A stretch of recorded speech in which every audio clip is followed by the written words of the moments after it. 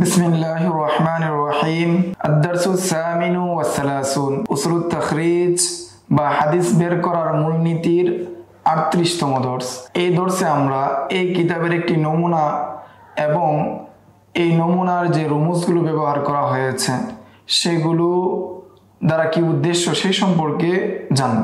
এই কিতাবের ৪৬ নম্বর পৃষ্ঠায় আল-আমুদুস সানি মাদ্দাতুল আসাবিঈ এর অধীনে এসেছে আল ইশারাতু বিল ইসবাঈ ফিস সালাহ। এরপর এই ফাকরার অধীনে উল্লেখ করা হয়েছে মিম সিন কাফ 15 হা 147। ২ নম্বরে উল্লেখ করা হয়েছে বা দাল কাফ 15 বা 56। ৩ নম্বরে উল্লেখ করা হয়েছে তা র কাফ 45 বা 104। এছাড়া আরো অনেকগুলো রুমুজ উল্লেখ করা হয়েছে, আপনারা দেখে নেবেন। এই সমস্ত রুমুজ দ্বারা উদ্দেশ্য: ১ নম্বর সহিহ মুসলিম কিতাবুল হজ হাদিস নাম্বার 147। ২ সুনান আবি দাউদ কিতাবুল মানাসিক বাব নাম্বার 56। নাম্বার ৩ সুনান তিরমিজি কিতাবুদ দাওয়াত বাব নাম্বার 104। নাম্বার ৪ সুনান নাসাই কিতাবুত তাতবিক বাব নাম্বার ৭৯ এবং কিতাবুস সাহবি বাব নাম্বার ৩০ এবং ৩৬ থেকে ৩৯ পর্যন্ত। নাম্বার ৫ সুনান ইবনে মাজাহ কিতাবুল ইকামা বাব নাম্বার ২৭।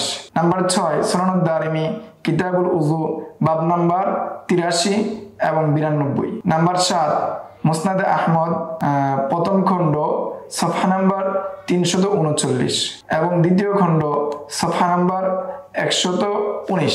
তৃতীয় খণ্ড সফহা নাম্বার ৪৭০, চতুর্থ খণ্ড সফহা নাম্বার ৩১৬ এবং এটা একই পৃষ্ঠায় তাকরার হয়েছে।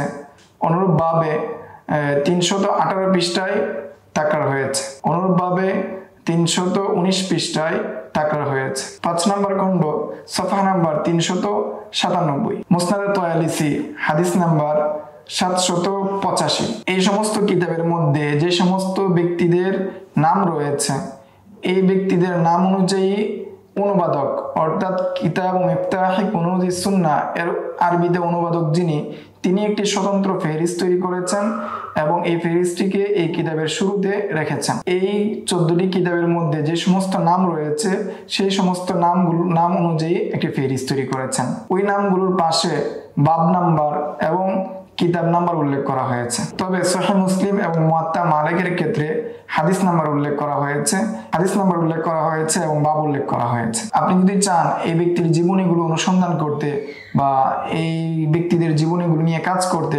তাহলে আপনাকে ওই মিফতাহ বা ওই ফেহরিসের মধ্যে যেতে হবে এবং ওই ফেহরিস অনুযায়ী আপনাকে ওই ব্যক্তিদের জীবনী খুঁজতে হবে। এই কিতাব লেখার ক্ষেত্রে অর্থাৎ কিতাব মিফতাহি কুনুজিস সুন্নাহ এই কিতাব লেখার ক্ষেত্রে যে সমস্ত কিতাব মিফতাহি কুনুজিস সুন্নাহ এই ফেহরিস লেখার ক্ষেত্রে যে সমস্ত মুদ্রণের উপর ভিত্তি করে লেখা হয়েছে সেগুলো হলো: সহিহ বুখারীর ক্ষেত্রে লাইদনের ছাপা 1868 থেকে 1862 সেই ছাপা। সহিহ মুসলিমের ছাপা হলো তবাআতু বুলাগ 1390 হিজরিতে এবং সুনানে আবি দাউদের ছাপা হলো তবাআতুল কাহিরা 1380 হিজরিতে।